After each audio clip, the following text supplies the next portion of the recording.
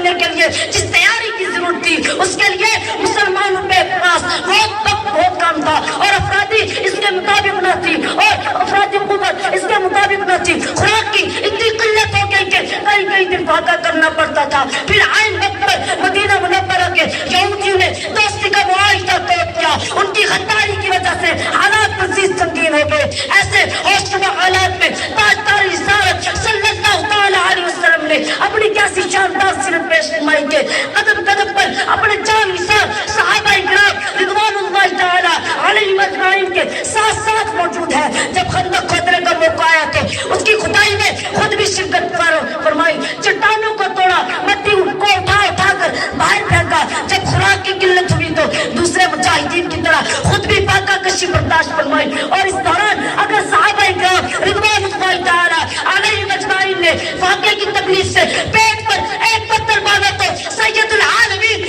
صلی اللہ تعالی علیہ وسلم کے مبارک شکم پر 2 پتھر بدے ہوئے نظر آئے۔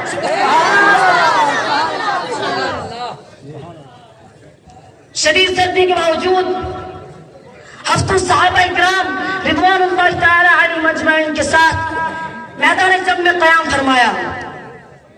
جب دشمن حملہ آور ہوا تو اس کی لشکر کی تعداد اور حربی طاقت کو دیکھ کر پریشان نہیں ہوئے، بلکہ عزم و ہمت کے پیکر بنے رہے، اور صحابہ کرام رضوان اللہ تعالی علیہم اجمعین کی حوصلہ افزائی فرماتے رہے۔ جب بنو قریظہ کے بارے میں خبر ملی کہ انہوں نے عہد توڑ دیا تو اسے سن کر مقدس جبین پر بل نہیں پڑے، اور منافق لوگ مختلف حیلوں کے ذریعے میدان جنگ سے راہ فرار اختیار کرنے لگے، تب بھی پریشان نہ ہوئے اور استقامت کے ساتھ ان تمام حالات کا مقابلہ فرماتے رہے۔ جنگ میں ثابت قدمی اور شجاعت دکھائی، اس میں آنے والی سختیوں کا صبر و ہمت سے مقابلہ کیا، اللہ تعالیٰ کی دین کی مدد کے لیے کوئی کسر نہ چھوڑی۔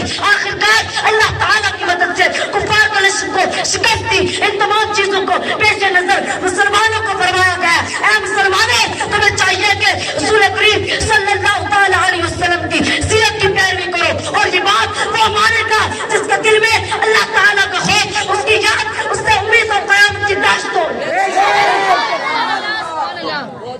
اللہ تعالیٰ ارشاد فرماتا ہے وَمَا آتَاكُمُ الرَّسُولُ فَخُذُوهُ وَمَا نَهَاكُمْ عَنْهُ فَانتَهُوا، اور رسول جو کچھ تمہیں عطا فرمائے وہ لے لو، اور جس سے منع فرمائے اس سے باز رہو۔ اور دوسری جگہ اللہ تعالیٰ ارشاد فرماتا ہے قُلْ إِن كُنتُمْ تُحِبُّونَ اللَّهَ فَاتَّبِعُونِي يُحْبِبْكُمُ اللَّهُ، اور اے حبیب فرماتا کہ اے لوگوں، اگر تو اللہ سے تم محبت کرتے ہو تو میرے فرما بردار بن جاؤ، اللہ تم سے محبت فرمائے گا۔ معلوم ہوا کہ حقیقی طور پر کامیاب زندگی وہ ہے جو تاجدار رسالت صلی اللہ تعالی علیہ وسلم کے نقش قدم پر ہے۔ اگر ہمارا مرنا جینا سونا جاگنا رسول صلی اللہ تعالی علیہ وسلم کے نقش قدم پر ہو جائے تو ہمارے سب کام عبادت بن جائے گی۔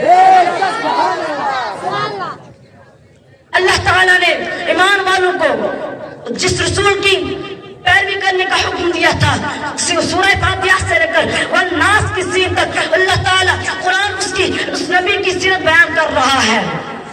قرآن سے پوچھا گیا اے قرآن تو نے رسول کو سمجھا اور رسول نے تجھ کو سمجھایا، سیرت رسول پر کچھ روشنی ڈال دو تاکہ حلق کا پتہ چاک ہو جائے، اناج کی آنکھ سر پر جائے اور لوگ اچھی طرح جان جائے۔ عربی صرف زبان عالم پر ہی نہیں بلکہ قرآن کے اوراق میں پھیلی ہوئی ہے۔ جب تک قرآن رہے گا سیرت رسول جگمگاتی رہے گی۔ قرآن گواہ ہے رسول کا چہرہ والضحیٰ، رسول کا ٹائٹل واللیل اذا سجا، رسول کی نگاہ ما ساق البصر وما طغى، رسول کی زبان وما ينطق عن الهوى ان هو الا وحي يوحى، رسول کا سینہ الم نشرح لك صدرك، رسول کا مقدس ہاتھ ید اللہ فوق ایدیہم وما علینا الا البلاغ۔ السلام علیکم ورحمۃ اللہ۔ نہ صرف اہمیت علم دین کا پتہ لگتا ہے بلکہ اس کی سخت ضرورت بھی ہے۔ دور حاضر میں جہاں پر لوگوں نے علم کو دنیا و مافیہ کمانے کا ذریعہ بنا لیا ہے، وہیں پر علم سے گورے لوگوں نے بھی اس کی اہمیت کو ختم کر دیا ہے۔ دور حاضر میں جہاں پر لوگوں نے اس کی اہمیت کو ختم کر دیا ہے، ہمارے پاس یہاں پر خطیب و مقررین کی کمی نہیں ہے، نہ گرا بار جلسوں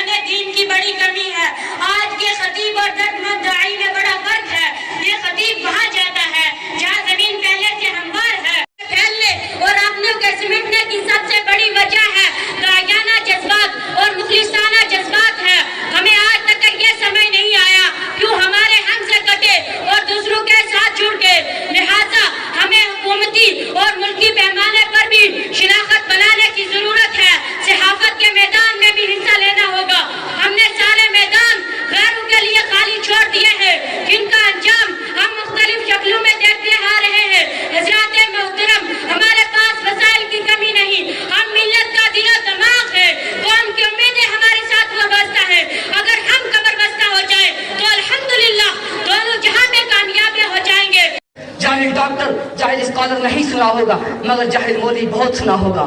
ہاں ہاں کچھ ایسے ملاگر ہیں مگر اس کی وجہ سے سارے وارث انبیاء کو جاہل کہنا یا ان کی تضحیق کرنا دراصل ایک عام مسلمان کو علم اور عالم سے دور کرنا ہے ملحدوں کی طرف سے. علماء کرام کے متعلق بہت ہی خطرناک مہم ہے, اس کا ہمیں ایک بدعملی سے مقابلہ کرنا ہوگا. ہے امام ترمذی نوادر الوصول کے اندر حضرت ابن عباس سے روایت کرتے ہیں کہ حضرت ابن عباس فرماتے ہیں کہ ایک مرتبہ اللہ کے رسول سے پوچھا گیا کہ یا رسول اللہ, عرض کی گئی یا رسول اللہ یہ اولیاء اللہ کون ہیں؟ تو اللہ کے رسول نے فرمایا کہ یہ وہ لوگ ہیں کہ جب انہیں دیکھا جائے تو اللہ تعالیٰ کا ذکر جاری ہو جائے. یہ ہے عظمت اولیاء. احادیث کے اندر اللہ کے رسول نے اوصاف انبیاء اور اوصاف اولیاء بیان فرمائے ہیں. چنانچہ حدیث کے اندر آتا ہے حضرت عمر بن خطاب رضی اللہ تعالی عنہ فرماتے ہیں کہ اللہ کے رسول نے فرمایا بے شک اللہ کے کچھ بندے ایسے ہیں جو نہ انبیاء ہیں نہ شہداء, مگر قیامت کے دن انبیاء اور شہداء ان کو اللہ کی طرف سے دیے ہوئے مقام کو دیکھ کر رشک کریں گے. صحابہ کرام نے عرض کی یا رسول اللہ ہمیں ان کے بارے میں بتائیں کہ وہ کون ہیں؟ تو اللہ کے رسول نے فرمایا کہ یہ وہ لوگ ہیں کہ جن کی باہمی محبت صرف اللہ کی خاطر ہوتی ہے, نہ کہ رشتہ داری اور دنیاوی مال کی خاطر. اور اللہ کے رسول نے فرمایا کہ مجھے اللہ تعالیٰ کی قسم ہے کہ ان کے چہرے نور سے مزین ہوں گے اور یہ نور کے ٹیلوں پر ہوں گے, اور انہیں کوئی خوف نہ ہوگا جب لوگ خوف زدہ ہوں گے, انہیں کوئی غم نہ ہوگا جب لوگ غم زدہ ہوں گے. تو پھر پیارے آقا صلی اللہ علیہ وسلم نے یہ آیت کریمہ تلاوت فرمائی الا ان اولیاء اللہ لا خوف علیہم ولا هم یحزنون. بھی اس کی اہمیت و افادیت پر باضابطہ سیمینار منعقد کیے جا رہے ہیں, کتابیں لکھی جا رہی ہیں اور بڑے بڑے مفکرین کے توسیعی خطابات کرائے جا رہے ہیں. یہ سب کچھ اس کی اہمیت کے پیش نظر ہے. دراصل علم دین ایک مسلمان کو اپنے خالق و مالک سے مربوط ہونے کا سلیقہ سکھاتا ہے, اس کو شعور بندگی دیتا ہے, اس کی بارگاہ بے نیاز میں کبھی غم کرنے کا احساس دلاتا ہے, اپنے نبی سے عشق و وفا کا جذبہ فرامہ بیدار کرتا ہے, شرعی حدود و قیود کا پابند بناتا ہے, بزرگان دین کا عقیدت کیش بناتا ہے, اس میں فکر آخرت کا عاطفہ بیدار کرتا ہے, حلت و حرمت کا ضابطہ سکھاتا ہے, حق و باطل کے درمیان خط امتیاز کھینچتا ہے, بڑے اور چھوٹے کی پہچان اور ان کے حقوق کی ادائیگی پر سکھاتا ہے. حضرات محترم, کون نہیں جانتا کہ آج سوشل میڈیا نے فطروں کے بے شمار دروازے کھول دیے ہیں اور آزاد خیالی, لادینیت اور مذہب بیزاری کے انفٹ نقوش چھوڑ رکھے ہیں. لوگوں کے ملی شعور کو مفلوج اور فکری قوت کو معوف کر دیا ہے. بدعقیدگی اور گمراہی کا نہ تھمنے والا سیلاب رواں کر دیا ہے.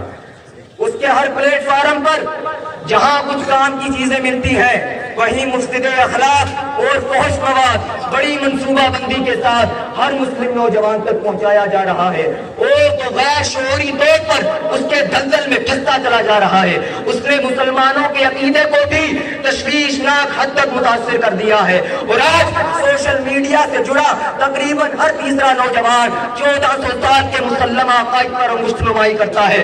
وہ صحابہ کرام جن کی تعدیل اللہ و رسول نے فرمائی, وہ اہل بیت جن کی طہارت اللہ و رسول نے بیان فرمائی, آج سوشل میڈیائی دنیا کے دل دادا ان کی عزت و حرمت پر شب خون مارنے لگے ہیں, بلکہ کچھ تو ترقی کر کے شان رسالت میں بھی ہرزہ سرائی کرنے میں کوئی بات محسوس نہیں کرتے ہیں. انہی مفاسد بدعقیدگیوں کی نشاندہی نبی غیب کا نے بہت پہلے فرما دی ہے. آپ صلی اللہ تعالی علیہ وسلم نے ارشاد فرمایا بادروا بالاعمال فتنا كقطع الليل المظلم يصبح الرجل مؤمنا ويمسي كافرا ويمسي مؤمنا ويصبح كافرا او كما قال عليه السلام. یعنی اے لوگو, تم ان فتنوں سے پہلے اعمال صالحہ کی طرف سبقت لے جاؤ جو گھٹا ٹوٹ اندھیری رات کی تاریکی کے ٹکڑوں کی طرح آئیں گے. صبح آدمی مسلمان ہوگا, شام کو کافر ہوگا, اور شام کو مسلمان ہوگا اور صبح کافر ہوگا. کہ ہمارے ہمارے نبی حضرت محمد رسول اللہ صلی اللہ تعالی علیہ وسلم جس معاشرے میں پروان چڑھے، جس میں آپ صلی اللہ تعالی علیہ وسلم نے اپنے بچپن اور جوانی کا وقت گزارا، اس میں زنا کاری، فحاشی، شراب نوشی، شرد و قمار، ناچ گانا اور دیگر بہت سی برائیاں عروج پر تھیں، بلکہ بہت سی برائیاں لوگوں کی شرافت و تہذیب کی علامت بن چکی تھی۔ ایسے معاشرے میں تمام تر برائیوں سے محفوظ رہنا اور معمولی سے معمولی برے عمل سے اپنی سیرت کو داغدار نہ ہونے دینا، یہ بڑے کمال کی بات ہے، کیونکہ عام انسانی فطرت ہے کہ انسان جس معاشرے میں آنکھیں کھولتا ہے، پروان چڑھتا ہے، وہ اس معاشرے سے ضرور متاثر ہوتا ہے اور اس کی رائے عام برائیوں سے نہیں بچ پاتا ہے۔ یہی وجہ ہے کہ ہر بچہ دین فطرت پر پیدا ہونے کے باوجود اپنے اطراف کے ماحول سے متاثر ہو کر بھی بے راہ روی اور بددینی میں مبتلا ہو جاتا ہے اور اس پر اتنا گہرا رنگ چڑھتا ہے کہ وہ اپنی ساری عمر اس باطل دین کی پیروی میں گزار دیتا ہے۔ حضرت محترم رسول اللہ صلی اللہ تعالی علیہ وسلم کا ارشاد پاک ہے، كل مولود يولد على فطرة الإسلام إلا أبواه يحودانه أو ينصرانه أو يمجسانه، کہ ہر بچہ دین فطرت پر پیدا ہوتا ہے، پھر اس کے ماں باپ اسے یہودی یا نصرانی یا مجوسی بنا دیتے ہیں۔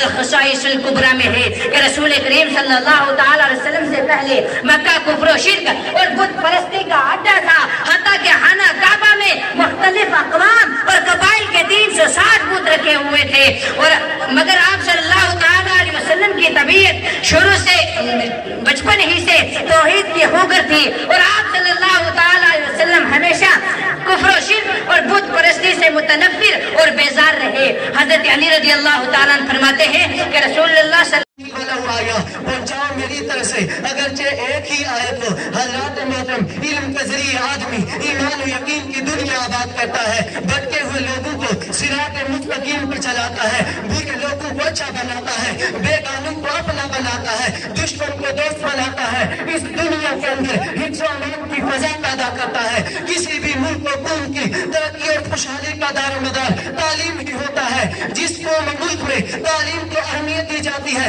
وہ ہمیشہ لوگوں پر اور ان کے دلوں پہ راج کیا کرتے ہیں۔ مذہب اسلام میں تعلیم کو اہمیت دی گئی، کیونکہ علم کے کمالات میں سے ایک کمال یہ ہے کہ علم انسان کو جہالت اور گمراہی کے اندھیروں سے نکال کر علم و آگاہی کی روشنی کی طرف لاتا ہے اور بنی آدم کو شعور و فہم بخشتا ہے۔ جب انسان کو یہ تمیز ہو جاتی ہے تو دیوانہ وار کامیابی کی طرف لپکتا ہے۔ حضرات اولیاء اللہ لا خوف علیہم ولا هم يحزنون، خبردار ہو جاؤ جو اللہ کے ولی ہوتے ہیں، نہ انہیں کوئی خوف ہے نہ کوئی غم، اس لیے کہ جو اللہ کے ولی ہوتے ہیں انہیں اللہ کی رضا حاصل ہو جاتی ہے، اور اللہ کی رضا سب سے بڑی نعمت ہے، اللہ کی رضا سب سے بڑی دولت ہے، اللہ کی رضا سب سے بڑی طاقت ہے، اللہ کی رضا سب سے بڑی عظمت ہے، اللہ کی رضا سب سے بڑی معراج انسانیت ہے، اور اولیاء اللہ کو رضا الہی حاصل ہے۔ جو اللہ کے ولی ہوتے ہیں وہ کسی سے نہیں ڈرتے، جو اللہ کے ولی ہوتے ہیں وہ شہنشاہ وقت سے نہیں ڈرتے، جو اللہ کے ولی ہوتے ہیں وہ کسی طاقتور سے نہیں ڈرتے، جو اللہ کے ولی ہوتے ہیں وہ جابر سے نہیں ڈرتے، جو اللہ کے ولی ہوتے ہیں وہ درندے سے نہیں ڈرتے، جو اللہ کے ولی ہوتے ہیں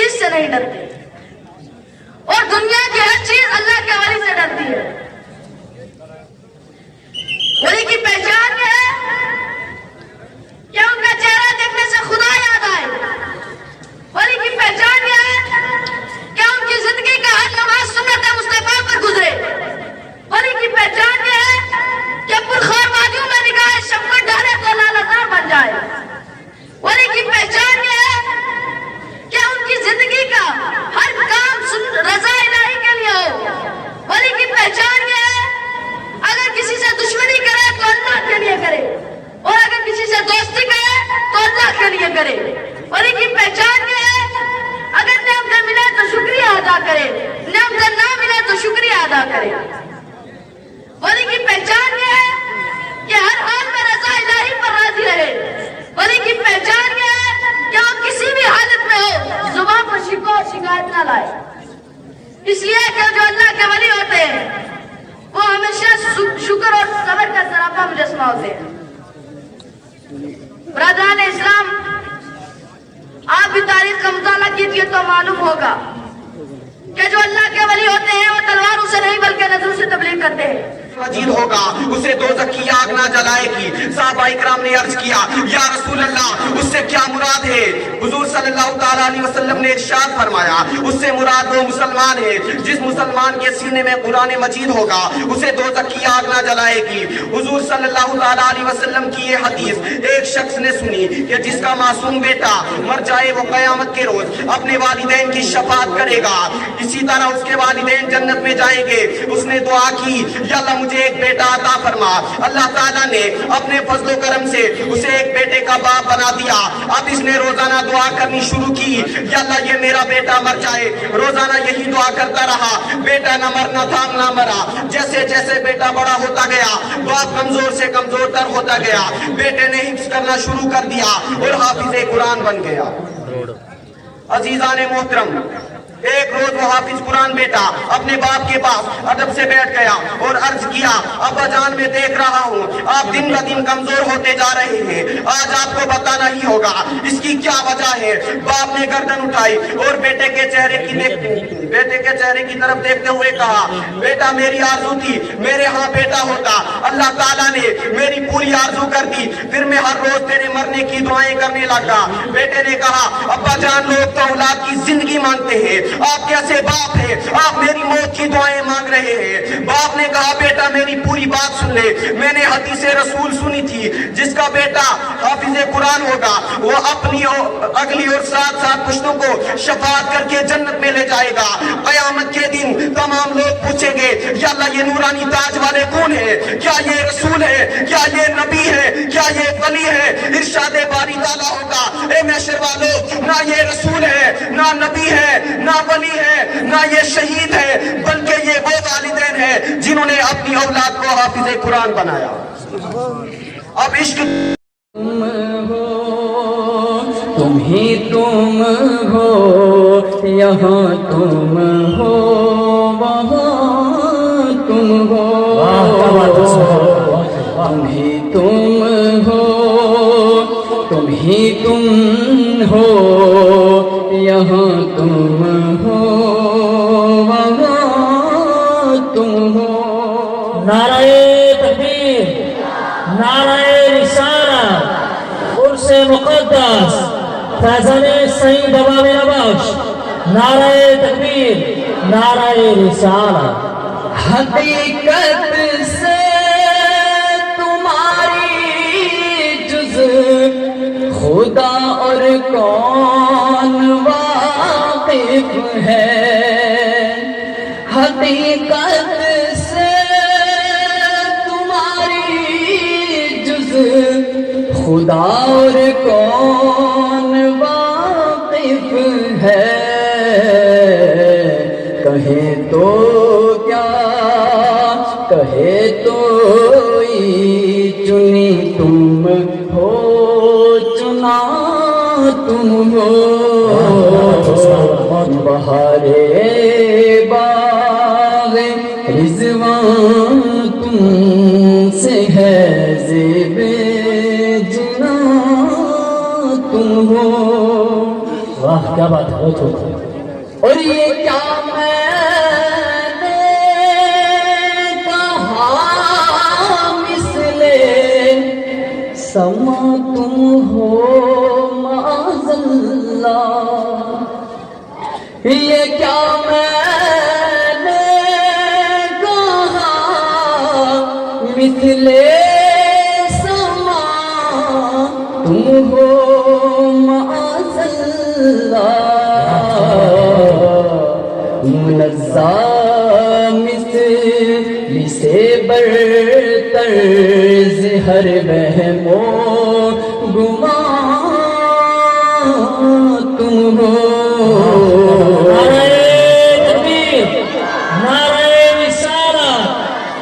اہل سنت، عقائد اہل سنت، فیضان سعید بابا میرا باش، نعرہ تکبیر، نعرہ رسالت.